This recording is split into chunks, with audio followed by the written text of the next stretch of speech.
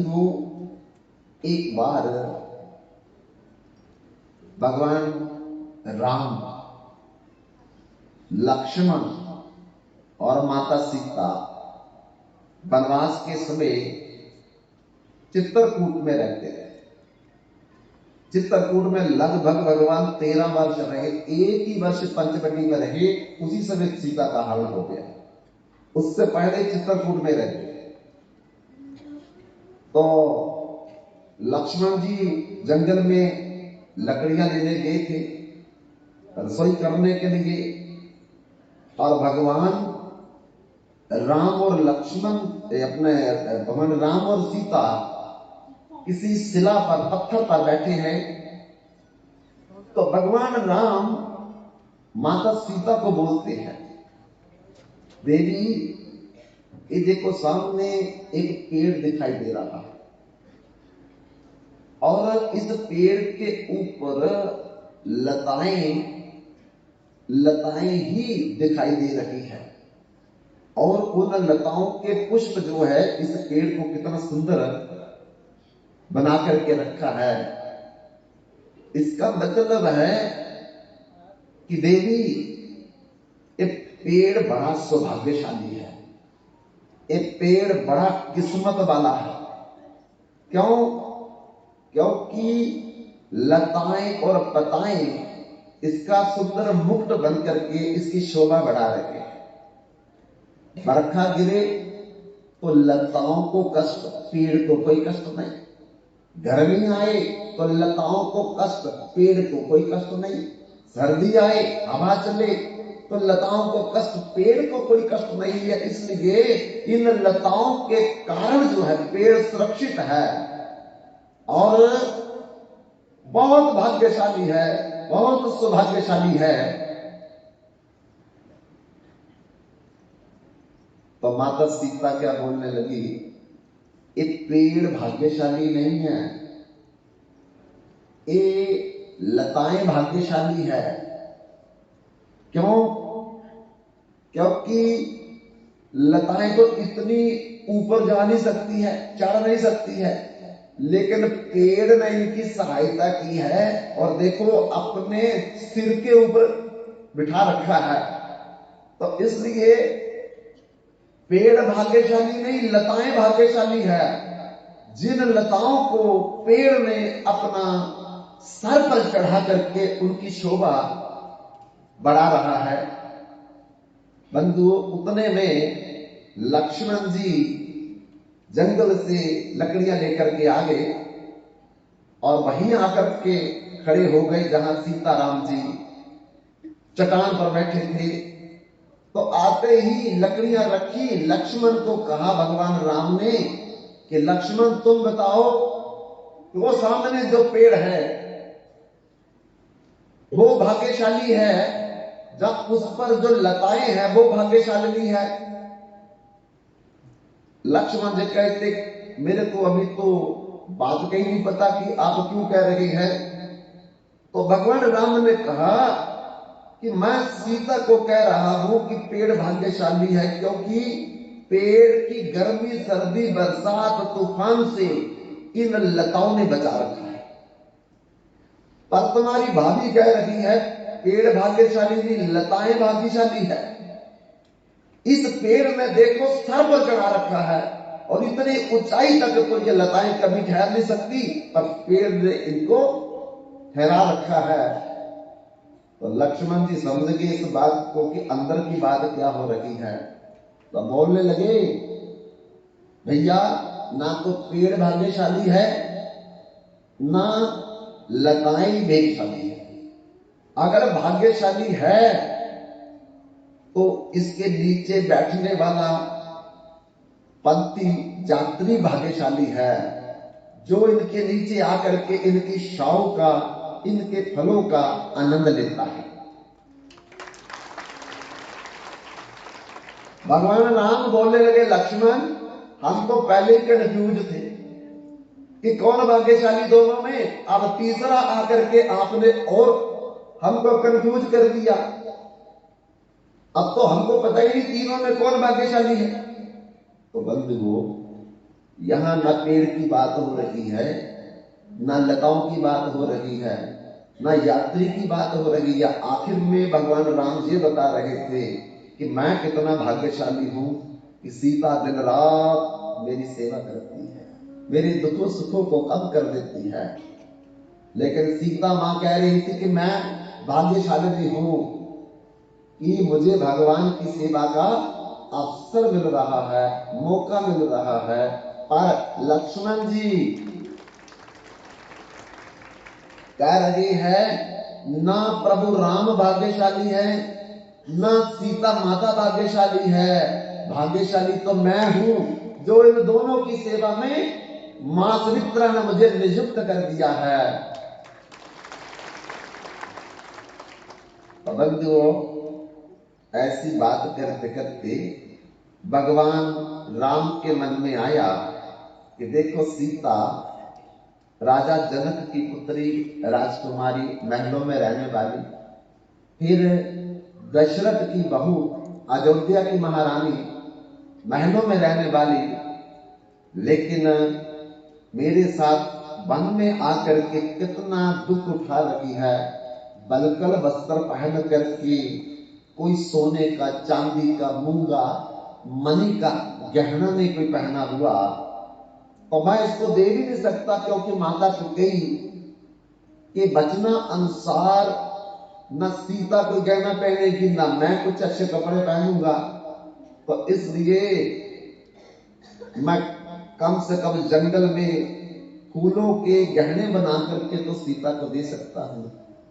तो बंधुओं, भगवान राम ने मंगलसूत्र बनाया, अपने हाथों से फूल धागे में पिरो पिरो करके, फिर नथनी बनाई, बड़ी सोनी नथ बनाई, फिर टीका बनाया लगाने वाला, हाथों के कंगन, पैरों की पायल, और यह करदनी कमर में डालने वाली, तो सारे सुंदर गहने बना करके भगवान राम अरे एक टोकरी में भर करके सीता को दे रहे हैं कि देवी, मैं सोना चांदी हीरे जवाहरात के तो आभूषण नहीं दे सकता, पर कम से कम एक फूलों के बनाए हुए आभूषण ही तुम पहन लो। जहां मां सीता बड़ी प्रसन्न हुई और एक जगह पर बैठ करके जो भगवान राम ने गहने बनाए थे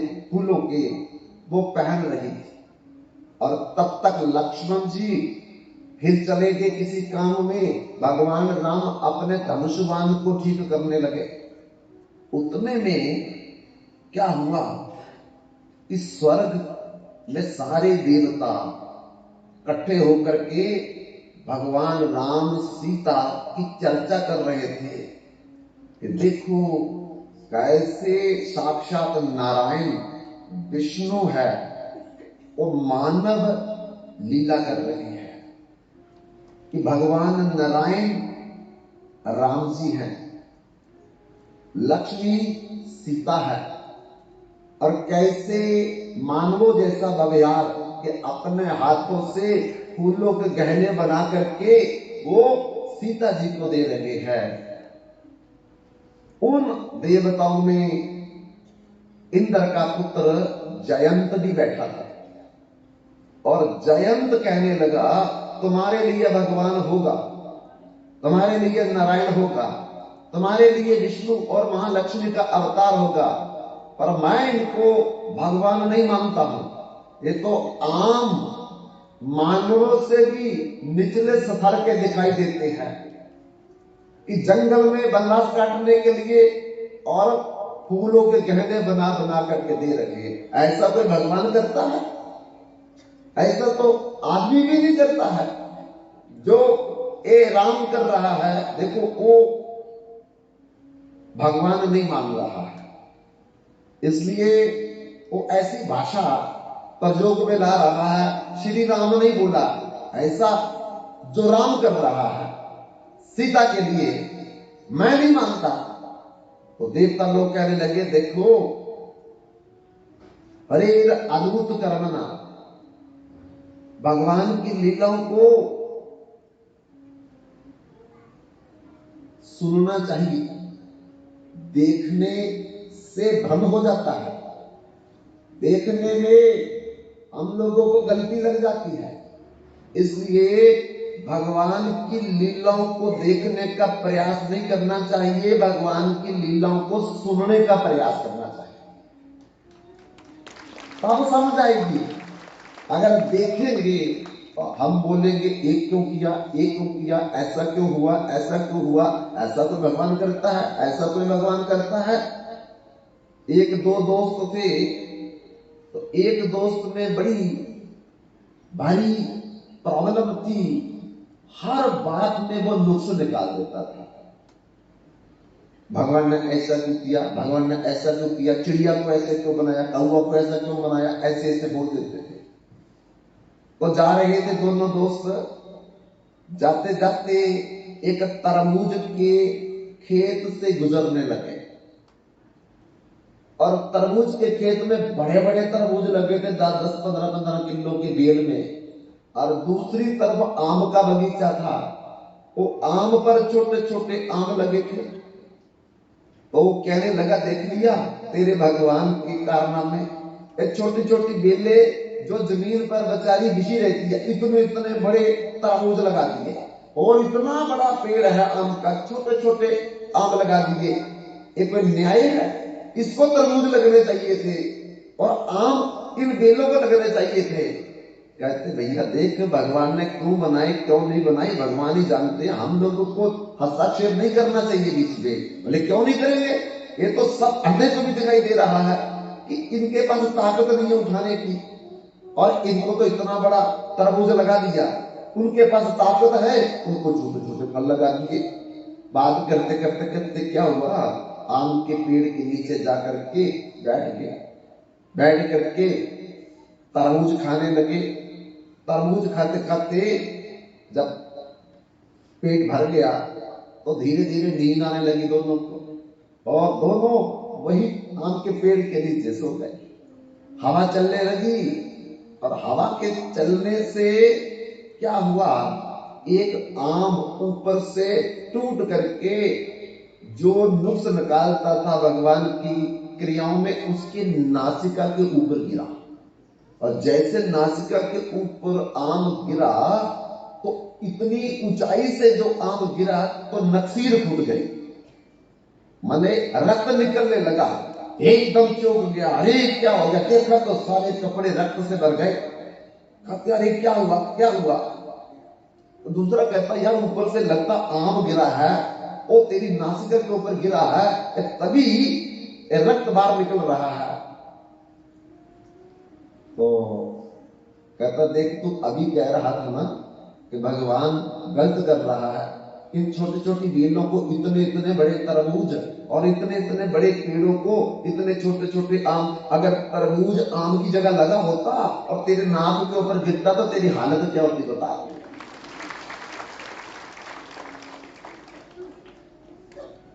अब तेरी हालत क्या होती, तू जिंदा रहता।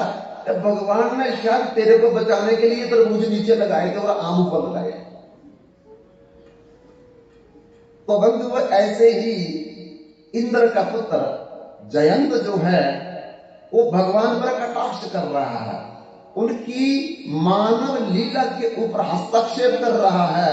ये भगवान है जो फूलों के गहने बना करके अपनी स्त्री को पहना रहा दे रहा है, ये भगवान का कोई काम होता है, भगवान ऐसे करता है। तो देवताओं ने बड़ा समझाया कि भगवान की लीलाओं को देख करके बड़े बड़े भ्रमित हो जाते हैं, इसलिए भगवान की लीलाओं को सुनना चाहिए देखने की बजाय। बोलते मैं इस बात को नहीं मानता कि ये विष्णु है और महालक्ष्मी का अवतार है। बोले कैसे मानेगा, बोले मैं जाकर के परीक्षा लूंगा। अब जयंत जो है भगवान की परीक्षा लेने के लिए चला है चित्रकूट में। बंधुओं जी वही जयंत है जब अमृत निकला था समुद्र मंथन से, तो सबसे पहले ये देवताओं को जाकर के पकड़ लिया था। वो अमृत का कलश इतना तेज भागने वाला, इनसे तेज कोई दानव नहीं भाग सकता था। जितना इंद्र का पुत्र जयंत भागता था, इसको अपने तेज भागने के ऊपर बड़ा अभिमान था। तो क्या किया, इसने कौवे का रूप लिया और जाकर के चित्रकूट में एक वृक्ष पर बैठ गया। और चित्रकूट के वृक्ष पर बैठ करके बंधुओं, इसने मौका पा करके माता सीता के बाएं पांव के अंगूठे पर जोर से चोंच मार दी। अब दर्द तो हुआ मां सीता को, पर देखा मां समझ भी गई एक इंद्र का पुत्र जयंत है, कौवा बन करके आया है, फिर भी कुछ नहीं कहा। क्यों? क्योंकि बच्चे कभी कभी प्यार भी मार देते हैं मां को, कभी कभी कई बातें भी बोल देते हैं, पर मां बुरा नहीं मनाती है। जब एक मां बुरा नहीं मनाती तो वो तो जगत की मां है, तो सारे उनके बालक हैं। इसलिए जयंत को भी बालक ही समझा कि चलो अपना ही बालक है, चोट मार दी तो क्या हो गया। पर जयंत इतना मूर्ख है, एक बार में संतुष्टि नहीं हुई तो दूसरी बार फिर चोट मारी। तब भी मां सीता ने कुछ नहीं बोला, एक तीसरी बार चोट मारी, बार बार चोट मार रहा है। अब माता सीता तो बार बार बुरा नहीं मानती, लेकिन फिर क्या हुआ, एक समय कि अंगूठे से जख्म हो गया, जख्म से रक्त निकलने लगा और रक्त धीरे धीरे चलता चलता चलता पृथ्वी पर जहां भगवान राम धनुष बाण ठीक कर रहे थे वहां तक पहुंच गए। अब भगवान राम तो धनुष कर रहे, ठीक नीचे देखकर रक्त कहां से आ गया, और रक्त को देखते देखते देखते देखा तो अरे एक तो सीता के बाएं पांव के अंगूठे से आ रहा है, पर आया कैसे। तब भगवान ने चारों तरफ अपना ध्यान घुमा करके देखा, ओ मूर्ख इंद्रपुत्र जयंत जो है वो ऊपर से बड़े ध्यान से देख रहा है। कहा कि इसी का ही कारनामा है और इसको थोड़ा सा सबक सिखाना चाहिए।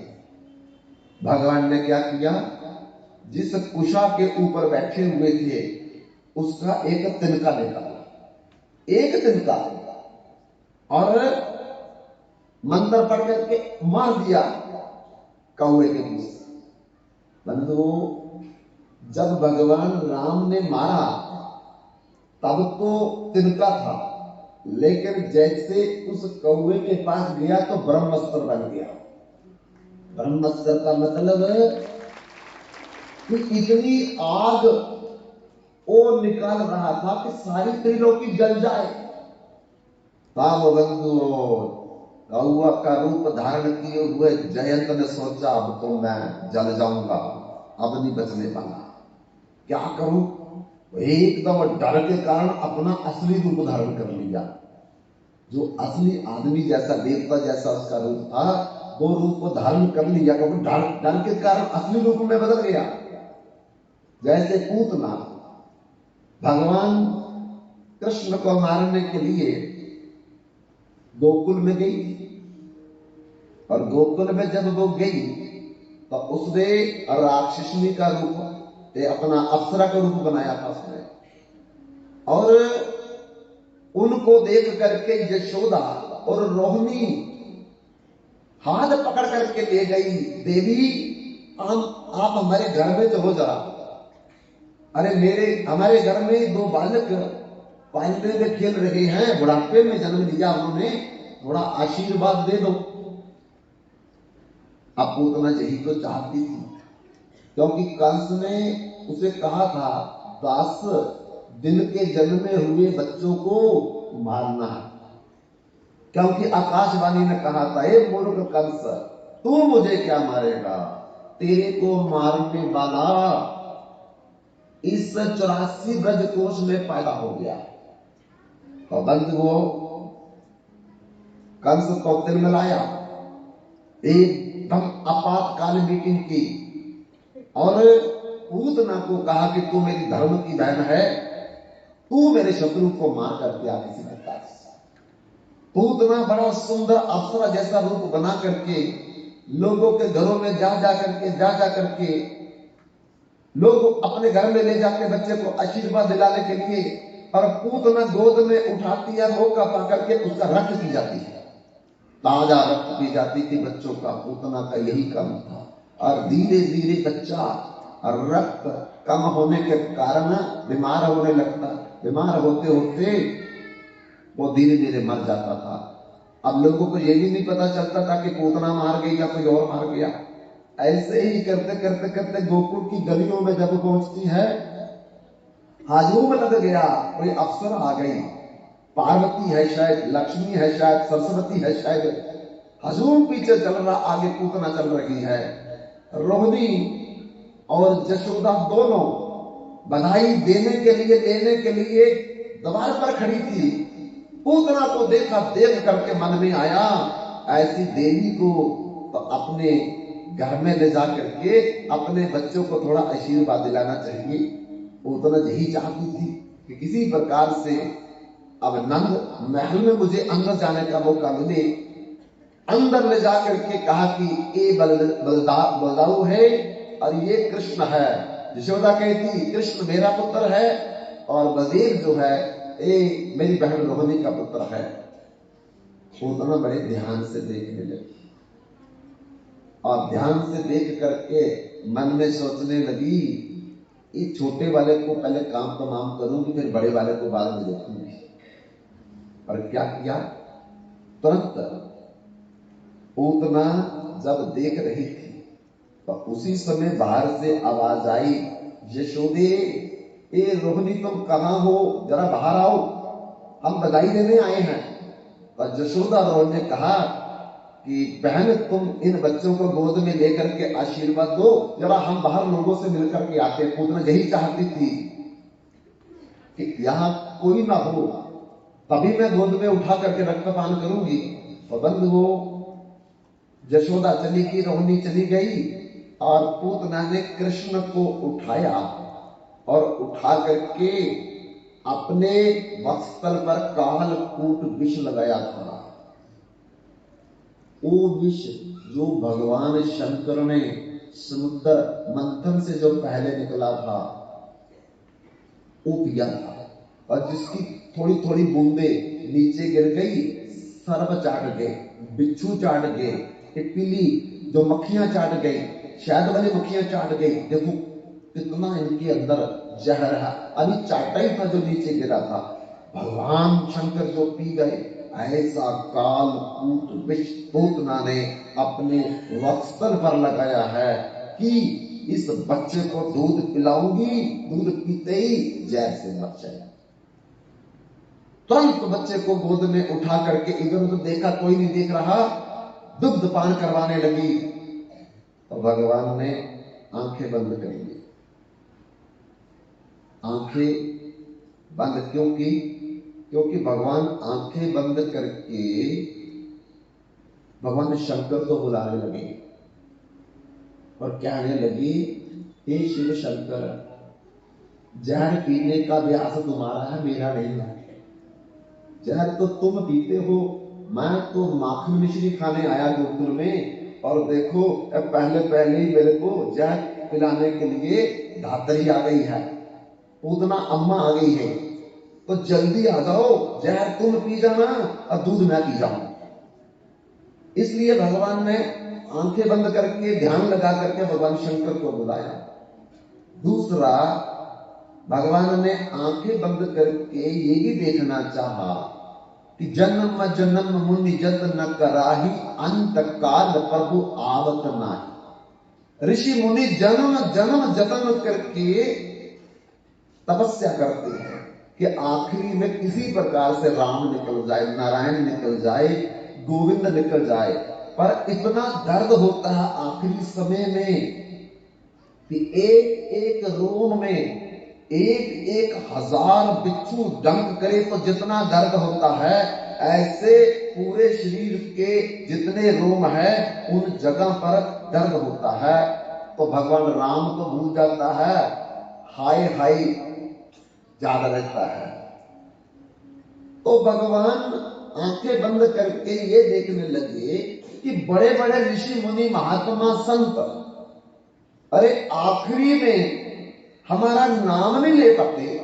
एक पूतना ने कौन सी तपस्या की है, कौन सा तप किया है, कौन सा योग किया है कि मरने से पहले एक गोद में लेकर के मेरे को बैठी है। अरे मरते समय भगवान का नाम नहीं, तो ये मरते समय अभी ये मरेगी, तो मरने से पहले साथ का तो मेरे को उठा करके गोद में ले लिया इसने, कौन सा तप किया है। तो बंधुओं, भगवान पहचान के ध्यान लगा करके क्या जानेंगे कि पूतना पिछले जन्म में राजा बलि की पुत्री थी, और जब देवताओं का काम बनाने के लिए भगवान वामन रूप में बलि महाराज के महल में पधारते हैं और बलि महाराज बाहर निकलते हैं, भगवान को देख करके चकित हो गए, हैरान हो गए। और बंधुओं, बलि महाराज ने एकदम लेट करके भगवान को प्रणाम किया है, और प्रणाम